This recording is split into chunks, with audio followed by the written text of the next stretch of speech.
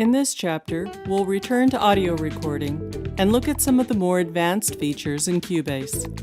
We'll explore the project folder contents, using track presets to overdub an electric and a bass guitar, the new VST amp rack, how to punch in and punch out, vocal comping using the new lanes feature, and vocal editing using VariAudio.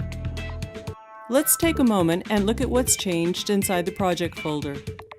You can see that Cubase has automatically created a lot of files here.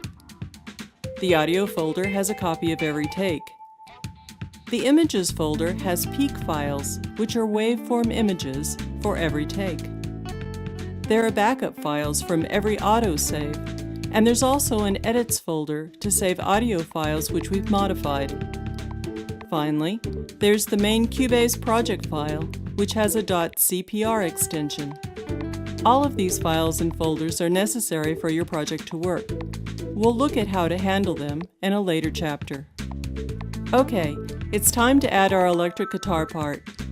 Open the project menu, select Add Track, and then choose Audio. Let's take a closer look at our options in the Add Audio Track window. The selections for Count, Configuration, and Speakers all look good.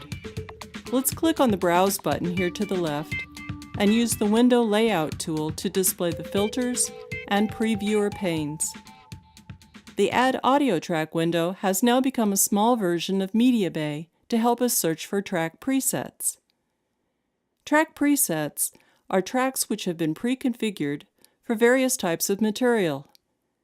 You can see that Steinberg provides a lot of presets to get you going. Fortunately, they also provide you with some powerful filtering tools to help find what you want quickly. The Filters pane on the left is easy to use. The Filters pane is where you set up search criteria. The Results pane on the right displays everything that matches those criteria. First, select which type of filter you want, attribute or logical. Let's start with attribute. The Filters pane now presents 5 columns of attributes such as category and style. Begin on the left and select a category of instrument. For our example, we want guitar, plucked. Notice that some categories are grayed out. This means that there are no results that match that category. For example, there are no track presets for accordion. Click on Guitar, Plucked, and notice that the Results pane changes from 500 results. Let's move to the Style column and select Jazz. You can also adjust the column headings like this.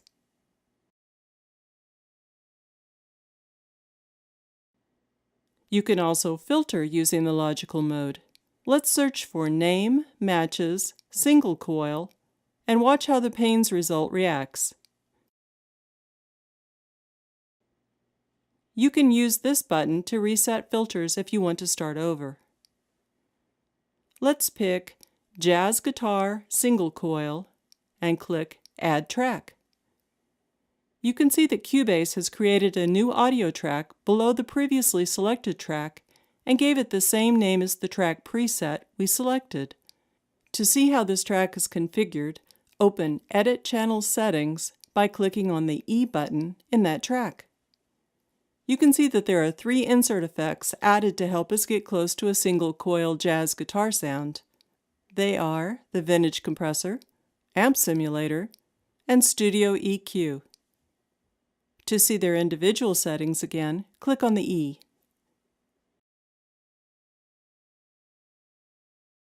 Of course, a track preset is only a starting point. You can adjust all of the track settings to suit your music. Let's rename our track as simply Lead Guitar, and we'll try a take. For this pass, we'll have our musician Dave plug directly into the MR816X audio interface. No amp and no microphone. This will help demonstrate how much tone and character Cubase can deliver.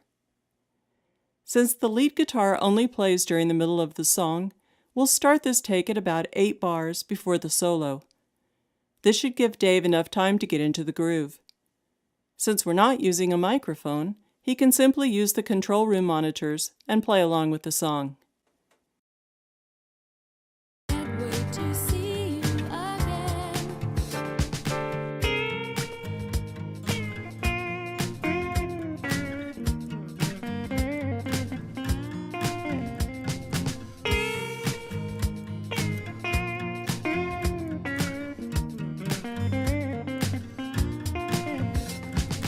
Up, down, here and there.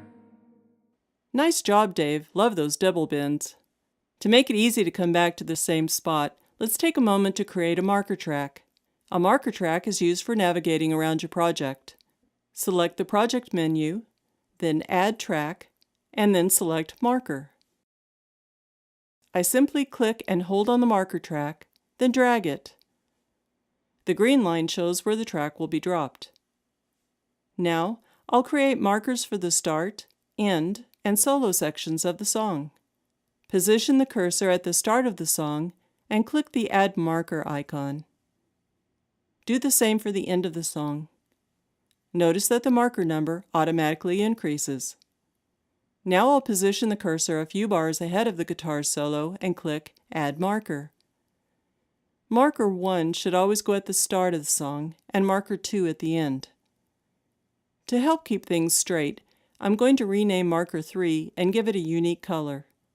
To do this, click on the E in the marker track or press Command or Control M. This will open the marker window. Here I can type in new positions, set section lengths if we're using cycle markers, and enter a description. Cycle markers are covered in the operation manual. Let's call this Guitar Solo. Finally, back in the project window, we'll select marker number 3, then open the color palette and click on yellow. The selected marker will always be red, but you can see when another marker is selected. Marker number 3 is now bright yellow. Let's try a few more track presets to see how quickly you can change the tone and character of Dave's performance.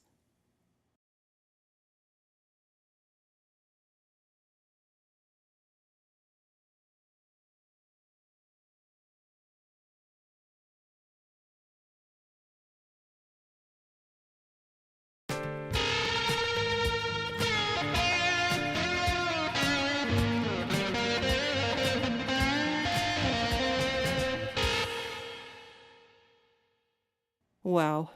Interesting, but probably too much for this song.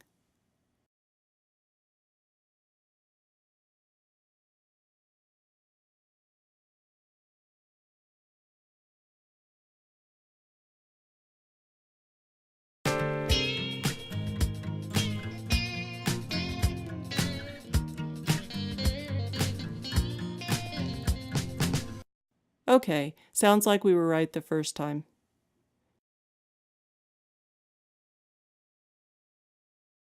Let's use the new amp rack to make a few adjustments. First, open the editor for the lead guitar track.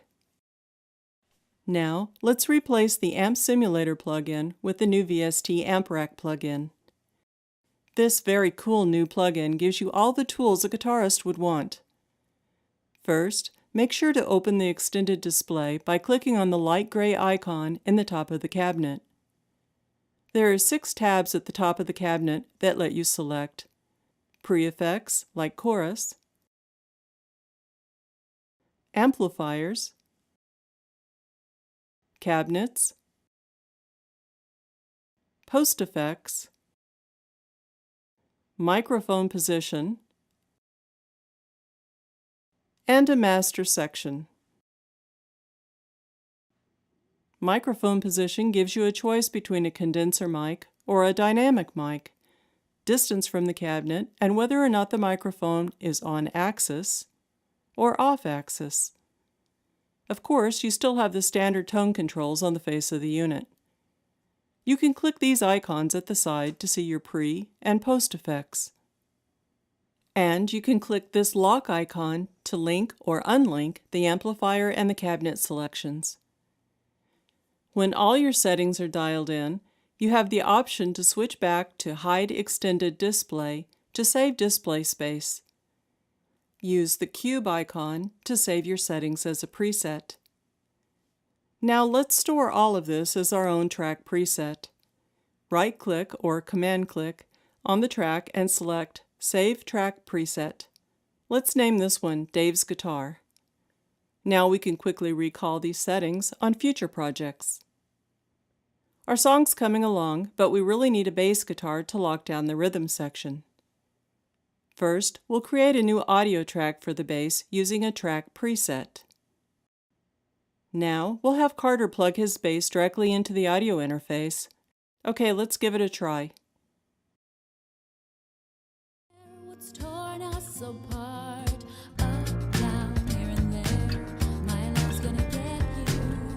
Don't hide my friend. After the storm.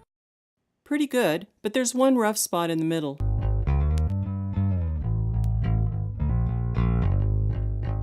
Let's use punch in and punch out to clean it up.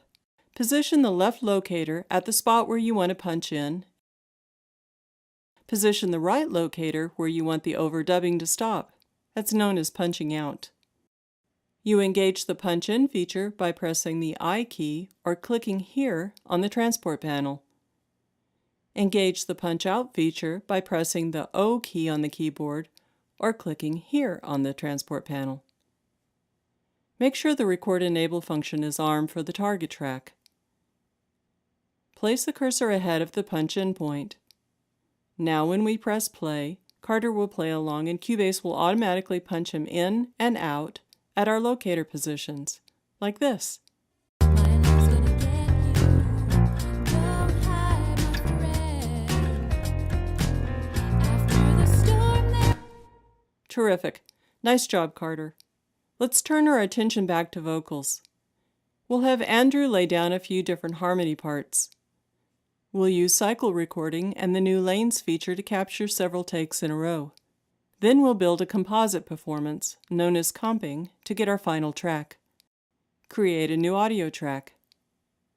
Click on the Show Lanes icon. Position the locators to either side of the target section, leaving enough room to get ready for each take. Enable Transport Cycle by clicking here. Record Enable the track. When we click Record, Cubase will capture the audio and then continue to cycle between the locators, laying down a new pass in its own lane, like this. Apart, Up, down, here and there. my love's gonna get Our double rainbow. Up, down, here and there. My love's gonna get. Up, down, here and there. My love's gonna get. Now we have each pass recorded into a separate lane. We can use the Cut tool to cut all lanes at once into the same spot. Then, simply click on these portions you want to hear. The muted sections are shown in light gray. Watch how only the selected portions of each lane plays back. Us apart, Up, down, here and there. my love's gonna get you. Don't hide, my friend. Once our composite performance is defined, we can use bounce selection to create one seamless waveform.